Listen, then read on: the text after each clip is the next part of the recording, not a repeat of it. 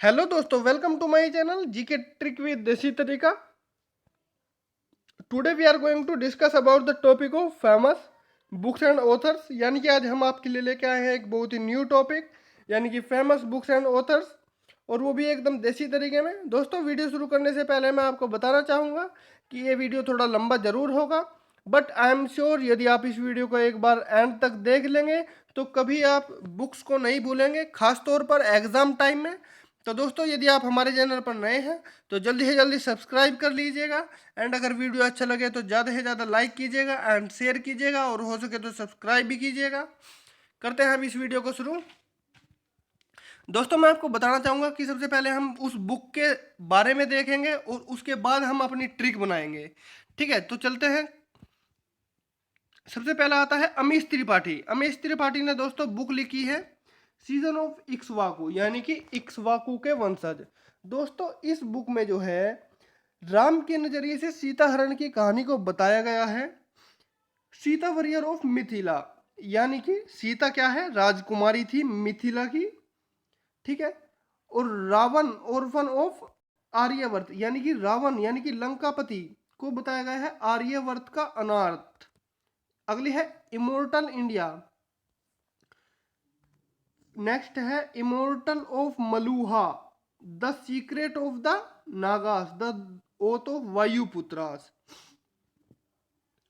दोस्तों, जो ये है हमारी बुक शिवा ट्रिलोजी, इसमें बताया गया है कि जो दिल्ली में गैंग रेप हुआ था तो उसी के आधार पर पुरानी स्टोरी को बताया गया है कि पहले जमाने में क्या हुआ था। जो राम भगवान थे उनकी मुंह बोली बहन रोशनी थी, उसका गैंग रेप हो गया था, तो उसके आधार पर ही इस बुक को लिखा हो गया है। और जो सीता मिथिला की योद्धा है, ठीक है, तो इसके बारे में बताया गया है कि जो राम अवतार थे विष्णु के, लेकिन इस बुक में इन्होंने बताया गया है कि सीता विष्णु भगवान का अवतार थी। ठीक है, तो दोस्तों आप देखते हैं इसे कैसे याद करते हैं। सबसे पहला आता है वायुपुत्र। वायुपुत्र आपको पता होगा, सबसे पहले हनुमान जी किसका अवतार थे, शिव भगवान का। और उनको क्या होता है, वे बोलते हैं कि मलुहा, यानी कि मैं हलवा खाना चाहता हूँ। किसका, सीता माता का। सीता माता के हाथ से हलवा खाना चाहता हूँ। तो सीता माता क्या बोलती है कि जो इक्ष्वाकु के वंशज है, यानी कि श्री राम, जब श्री राम आएंगे मैं तभी हलवा बनाऊंगी। ठीक है दोस्तों, ठीक है, तो जैसे ही वो हलवा बनाना स्टार्ट करती है तो रावण रावण उसको उठा के ले जाता है। ठीक है, तो दोस्तों ऐसे ही हम इसको याद करेंगे। अगला चलते हैं। और आपको पता होगा कि वायुपुत्र ने कसम ली थी कि जब तक वे सीता माता को वापस नहीं लेके आ जाते, उनकी खोज नहीं करके आते, तब तक वे अपना मुंह नहीं दिखाएंगे। तो दोस्तों अगला आते हैं हाफ गर्लफ्रेंड। दोस्तों, ये अगली जितनी बुक है वे चेतन भगत की है।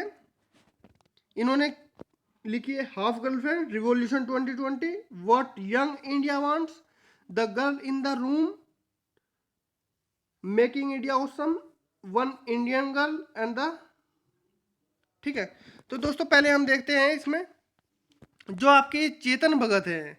जो चेतन भगत है इनको जो है लेखन की दुनिया का सलमान खान कहा गया है। ठीक है, जो सलमान खान किस लिए कहा गया है, क्योंकि सलमान खान जो है एक अभिनेता नहीं है, वे एक फिनोमिना है। तो इस वजह से ही जो चेतन भगत भी है उनको लेखन की दुनिया का फिनोमिना कहा गया है।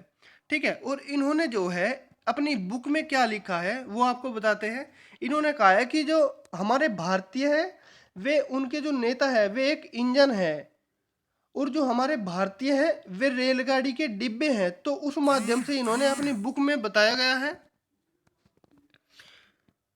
इन्होंने बताया गया है कि जो हमारे युवा है वो राजनीतिक विवादों तथा बयानबाजी से खुद को घिरा हुआ पाते हैं, और वे मेहनत मेहनत तो करते हैं लेकिन उनकी बातों को दबा दिया जाता है, जिस वजह से वे आगे नहीं बढ़ पाते और उनकी बातें कोई सुन नहीं पाता।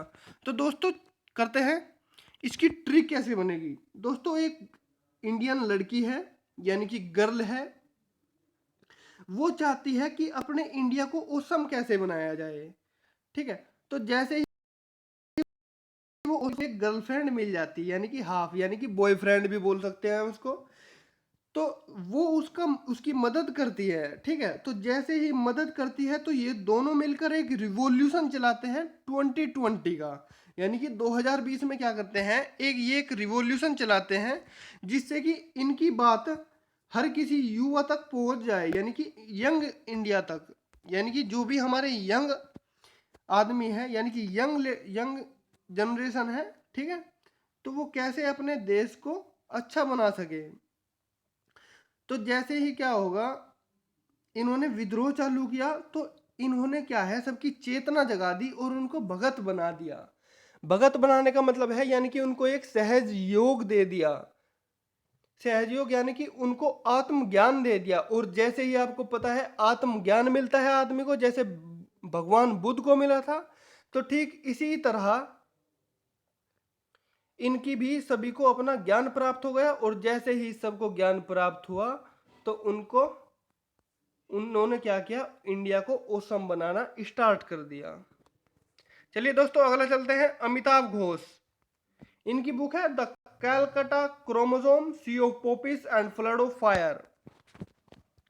दोस्तों जो अमिताभ घोष है, इनको जो है 10 अंतिम लेखकों में मैन अंतर्राष्ट्रीय पुरस्कार में शामिल किया गया है।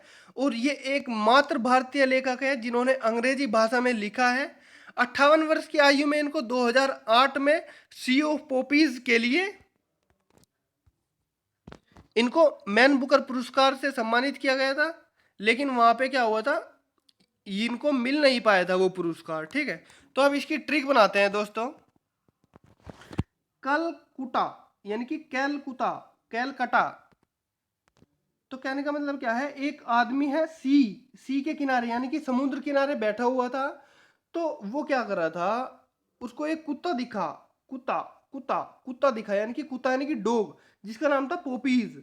और उसके ऊपर क्रो बैठा हुआ था, यानी कि कौवा काला। तो जैसे ही उसने उस कौवे को देखा तो उसने उसको डला मारने चालू कर दिया, यानी कि पत्थर यानी कि कंकर मारने स्टार्ट कर दिए। और जैसे ही उसने कंकर मारने स्टार्ट कर दिए तो कुत्ते ने कल कुत्ते ने उसको काट लिया। ठीक है, जैसे ही उसको कुत्ते ने काट लिया,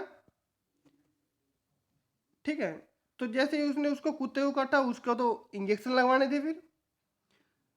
और कुत्ते के काटते ही समुद्र में क्या आ गई, बाढ़ आ गई और चारों तरफ आग लग गई, यानी कि फ्लड ऑफ फायर। ठीक है, और वो आदमी जो था जिसको कुत्ते ने काट लिया था वो घोस्ट बन गया, घोस्ट। ठीक है, अगला चलते हैं दोस्तों, अरुंधति रॉय।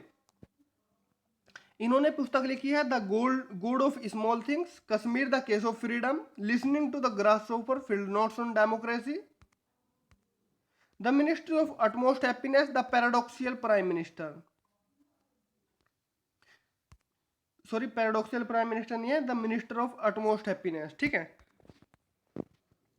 दोस्तों, जो अरुंधति रॉय है, ये जो है जिनकी जितनी भी पुस्तक आती है, ये अपनी पुस्तकों में वही डाटा डालती है जो कि सामाजिक राजनीतिक मुद्दों पर होता है। ठीक है, इन्होंने की एक फिल्म भी आई थी, मूवी मेसी साहब, जिसमें इन्होंने एक जनजातीय लड़की का रोल भी किया था।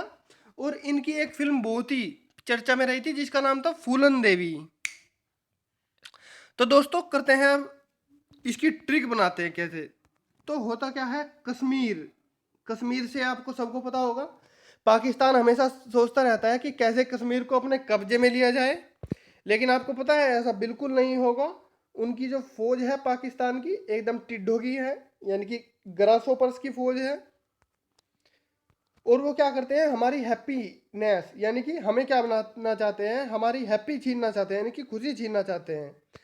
लेकिन आपको पता होगा कि हमें भगवान ने ऐसी शक्ति दी है, the God of small things. ठीक है, कि वो हमारी एक छोटी सी चीज भी हमारे देश से उधर नहीं ले जा सकते, है ना दोस्तों। तो जैसे ही वो हम पर हमला करते हैं तो हम उनको टिड्ढों की तरह अपने देश से खदेड़ देते हैं। और क्या होता है, जैसे ही हम उनको खदेड़ देते हैं, उन पर विजय पा जाते हैं, तो हमारी हैप्पी वापस आ जाती है। ठीक है, और उनकी जो है हम धोती में छेद कर देते हैं और उनको वापस पुजा देते हैं। दोस्तों ये ट्रिक इस तरीके से डिजाइन की गई है कि आप इसे समझ सके और आपको हर चीज रटनी ना पड़े। So don't take it personally यदि कोई गलत वर्ड बीच में आ जाए, एंड आई होप कि आप अच्छे से समझ गए होंगे। अगला चलते हैं दोस्तों, शशि थरूर। दोस्तों शशि थरूर ने पैराडॉक्सियल प्राइम मिनिस्टर लिखी है, why I am Hindu, Nehru the invention of India, an era of darkness, British empire, paradoxical, pax indica and the world of 21st century bookless in Baghdad. ठीक है, तो दोस्तों बनाते हैं इसको। आपको पता होगा जो शशि थरूर है वो एक कांग्रेस के वरिष्ठ नेता हैं और इन्होंने 2016 में पीएम मोदी लिखी थी, यानी कि पैराडॉक्सियल प्राइम मिनिस्टर। और इन्होंने इसमें बताया था कि जो यूएस कांग्रेस को संपादित करते हुए भारत के संविधान की पवित्रता इन्होंने इस बुक में बताई थी। और ये कहते हैं कि आलोचना करना तो लोकतंत्र के लिए अच्छा होता है, यानी कि लोकतंत्र किसी की आलोचना करने का अधिकार देता है। ऐसे में आलोचना को हमें देशद्रोह की दृष्टि से देखना कतई नहीं चाहिए और कोई केस दर्ज नहीं करना चाहिए। आपने देखा होगा कि यदि अगर मान लीजिए भारत के जो पीएम है मोदी साहब, अगर वो कुछ चीज़ गलत करते हैं तो विपक्ष को ऐसा होना चाहिए कि वे उनकी कमियों को बता सके, यानी कि उनकी आलोचना कर सके। लेकिन मोदी साहब को ये चीज़ गलत नहीं देखनी चाहिए, ताकि हमारा जो चीज़ राष्ट्र हित में हो उसको सबके सामने लाया जा सके। तो इनका कहने का मतलब ये है कि जो हमारे मन की बात है वो कहीं मौन की बात ना बन जाए। ठीक है, तो दोस्तों इसकी ट्रिक देखते हैं हम कैसे बनाते हैं। आपको पता होगा जो ब्रिटिश एम्पायर था उस समय में भारत जो है ब्रिटिशर्स का गुलाम हुआ करता था और हम अपनी बातें पूरे खुल के नहीं दूसरों के सामने प्रकट कर सकते थे, यानी कि डार्कनेस में जी रहे थे हम, अंधेरे में। लेकिन ये क्या है, 21वीं सेंचुरी है। 21वीं सेंचुरी में हमें क्या करना है, अपनी आवाज को लोगों तक पहुंचाना है। और जब आवाज लोगों को सामने पहुंचाएंगे तो लोग जागरूक होने स्टार्ट हो जाएंगे और नई नई खोज करने लगेंगे। इन्वेंशन ऑफ इंडिया, जैसे नेहरू यानी कि नेहरू से बनाएंगे नहर यानी कि नहर, नदी नाले जो होते हैं उनकी खोज करना स्टार्ट करेंगे। और जैसे ही अपनी हम बात रखना स्टार्ट करेंगे, दिल हमारा बाग बाग हो जाएगा। बागदाद यानी कि बागदाद, बुकलेस इन बगदाद, तो हमारा दिल कैसे हो जाएगा, बाग बाग हो जाएगा और हमें गर्व होगा कि हम हिंदू क्यों हैं। ठीक है, तो दोस्तों कैसी लगी आपको ये वीडियो, प्लीज़ हमें कमेंट करके ज़रूर बताइएगा। Thank you for watching this video. मिलते हैं आपसे अगली वीडियो में नए जोश और नए टॉपिक के साथ।